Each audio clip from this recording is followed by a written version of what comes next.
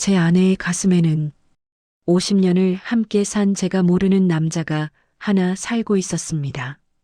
그 이름은 지훈입니다.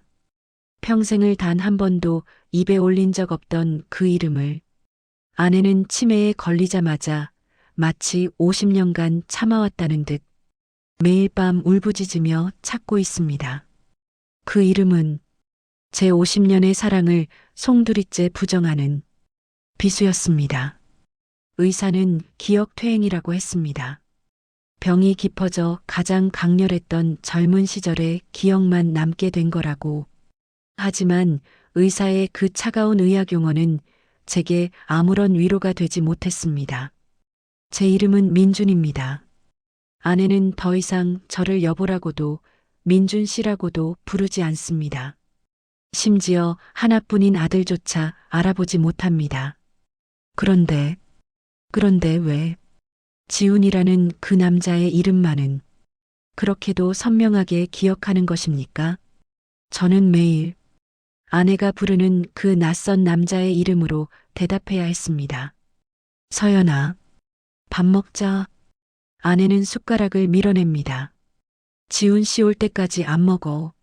저는 무너지는 가슴을 붙잡고 제 평생의 자존심을 버리고 대답합니다. 내가 지훈이야. 어서 먹어. 그제야 아내는 아이처럼 웃으며 밥을 받아 먹습니다. 저는 그 웃음을 보며 웃어야 할지 울어야 할지 몰랐습니다. 아내와 결혼할 때 저는 다짐했습니다.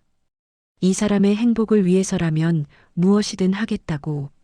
1970년대 비가 쏟아지던 날 제가 가진 돈을 전부 털어 산 작은 금반지를 끼워주며 청혼했습니다. 서연이는 이 반지가 세상에서 제일 예쁘다며 펑펑 울었습니다. 그 순수했던 사람, 제 모든 것이었던 사람입니다. 그런데 아내의 기억 속에서 저는 완벽하게 지워져 버린 것입니다. 아내의 병세는 하루가 다르게 깊어졌습니다. 지훈이라는 이름은 아내의 마지막 남은 집착이 되었습니다. 급기야 며칠 전에는 제가 잠시 장을 보러 간 사이 아내가 그 남자를 찾겠다며 집을 나갔습니다. 신발도 신지 않은 채 비를 맞으며 동네를 헤매던 아내를 찾았을 때 저는 결심해야 했습니다. 이대로 아내를 요양병원에 보내 낯선 이름만 부르다 떠나게 둘 것인가, 아니면 내 50년의 질투를 버릴 것인가. 저는 아내의 첫사랑을 찾아주기로 했습니다. 50년 질투의 응어리가 아내의 그 처절한 눈물 앞에 항복한 것입니다. 장롱 깊숙한 곳, 아내가 시집 올 때 가져온 낡은 자개 보석함을 열었습니다. 제 손은 부끄럽게도 떨리고 있었습니다. 그 안에는 빛바랜 편지 한 통과 제가 한 번도 본 적 없는 낯선 남자와 환하게 웃고 있는 아내의 흑백 사진이 있었습니다. 편지의 주소는 강원도 속초시, 50년도 더 지난 주소였습니다. 저는 30년간 시동도 걸지 않았던 아들을 키우며 과일 장사를 하던 낡은 1톤 트럭의 먼지를 닦았습니다. 아내의 마지막 여행이 될지도 모를, 혹은 제 50년 사랑의 종착지가 될지도 모를 그 지독한 길을 떠나기 위해서였습니다. 아내는 그저 소풍이라도 가는 듯 아이처럼 좋아했습니다. 서울을 벗어나는 길은 낯설기만 했습니다. 50년 전 이 손으로 아내를 태우고 신혼여행을 갔던 그 길인데 모든 것이 변해 있었습니다. 그때도 이 트럭이었습니다. 돈 많이 벌어서 꼭 좋은 차 태워줄게. 저는 약속했고 서연이는 이 트럭이 세상에서 제일 편하다며 웃어주었습니다.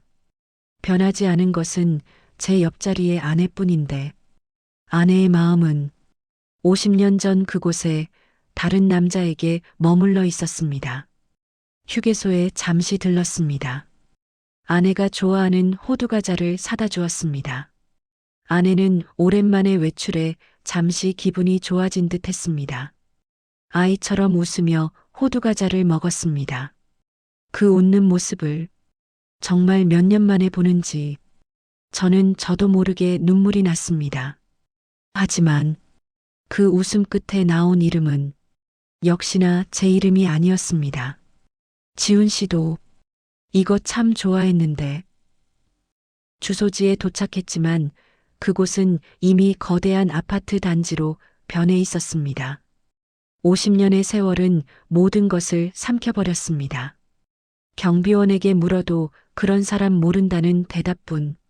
막막했습니다. 어쩌면 다행인지도 모른다고 생각했습니다. 이쯤에서 포기하고 돌아가면 내 마지막 자존심이라도 지킬 수 있을 테니까. 그때였습니다. 아내가 갑자기 손가락으로 한 곳을 가리켰습니다. 등대였습니다. 아내의 낡은 편지에 희미하게 적혀 있던 등대 앞 작은 집. 저는 마지막 희망인지 아니면 절망인지 모를 그곳으로 향했습니다. 가는 길에 들른 작은 구멍가게 담배 한 갑을 사며 떨리는 목소리로 물었습니다. 혹시 박지훈 씨라고 아십니까?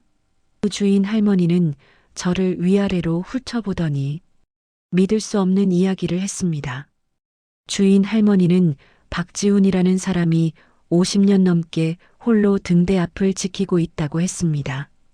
젊은 시절 서울에서 사랑했던 여자가 있었는데 여자가 부모님 때문에 억지로 다른 남자에게 시집을 갔다고 언젠가 돌아올까봐 그 자리만 지키고 있다고 동네에 소문이 자자하다고 했습니다.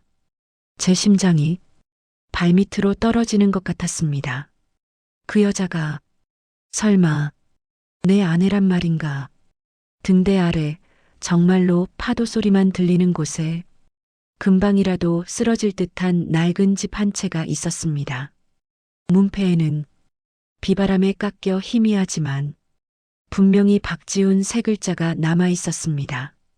심장이 멎는 것 같았습니다. 저는 차마 문을 두드리지 못하고 그 앞에서 30분을 서 있었습니다. 도망치고 싶었습니다. 모든 것을 확인하고 싶지 않았습니다. 그때 차 안에서 아내가 제 이름을 불렀습니다. 아니, 그 남자의 이름을 불렀습니다. 지훈 씨, 춥다. 그 한마디에 저는 무너졌습니다.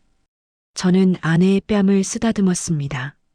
서연아, 내가 행복하다면 그걸로 됐어.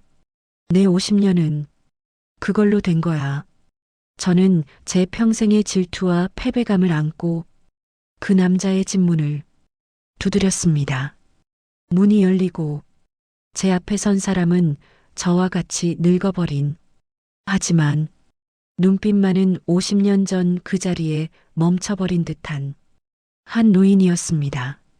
우리는 아무 말 없이 서로를 한참이나 바라보았습니다. 세월의 풍파가 얼굴에 그대로 새겨진 두 노인이 한 여자를 사이에 두고 그렇게 마주 섰습니다. 박지훈 씨, 맞습니까? 제 목소리는 형편없이 떨리고 있었습니다. 저는 김서연의 남편이라고 말했습니다. 그 순간 지훈이라는 노인의 눈빛이 무너져 내렸습니다. 그는 저를, 그리고 제 뒤에 트럭을, 그 안에 잠든 제 아내를 50년의 그리움이 한꺼번에 터져나온 듯한 눈빛으로 바라보았습니다. 그는 뒷걸음질 치며 서연이가 여길? 지훈 씨는 50년 전 서연과 헤어지고 평생을 홀로 살았다고 했습니다. 하지만 그는 아내를 만나지 않겠다고 고개를 저었습니다. 이미 내 기억 속의 서연이는 가장 예쁜 20대 모습입니다. 지금의 저처럼 늙고 병든 모습을 보여주고 싶지 않습니다. 그리고 그는 제게 깊이 고개를 숙였습니다. 감사합니다. 내 대신 서연이를 평생 지켜주셔서 정말 감사합니다. 바로 그때였습니다. 잠에서 깬 아내가 차에서 내렸습니다. 아내는 천천히 걸어와 울고 있는 지훈 씨를 잠시 바라보았습니다. 지훈 씨는 떨리는 목소리로 서연아 라고 불렀습니다. 하지만 아내는 그를 알아보지 못했습니다. 그저 낯선 사람을 보듯 잠시 바라보던 아내는 이내 제게로 걸어왔습니다. 그리고 제 차갑고 떨리는 손을 꼭 잡았습니다. 아내는 저를 바라보며 아주 희미하게 하지만 분명하게 웃었습니다. 여보, 집에 가요. 추워요. 여보, 50년 만에 아내가 저를 여보라고 불렀습니다. 아내가 평생 잊지 못했던 그 이름은 첫사랑 지훈이 아니었습니다. 50년의 세월을 함께 버텨준 남편이라는 존재의 확인이었습니다. 기억은 잃었지만 가슴이 저를 기억하고 있었던 것입니다. 사랑은 머리가 아닌 가슴에 새겨지는 것인가 봅니다. 아내는 돌아오는 길에 제 어깨에 기대어 깊이 잠들었습니다. 제 평생의 질투와 열등감은 그렇게 아내의 가장 따뜻한 베개가 되었습니다. 속초의 등대는 50년간 지훈 씨의 사랑을 지켰지만 제 낡은 트럭은 50년간 서연이의 삶을 지켜왔습니다. 그것으로 저는 제 모든 것을 보상받았습니다. 여러분의 가슴 속에도 기억이 아닌 가슴이 기억하는 단 한 사람이 있으십니까?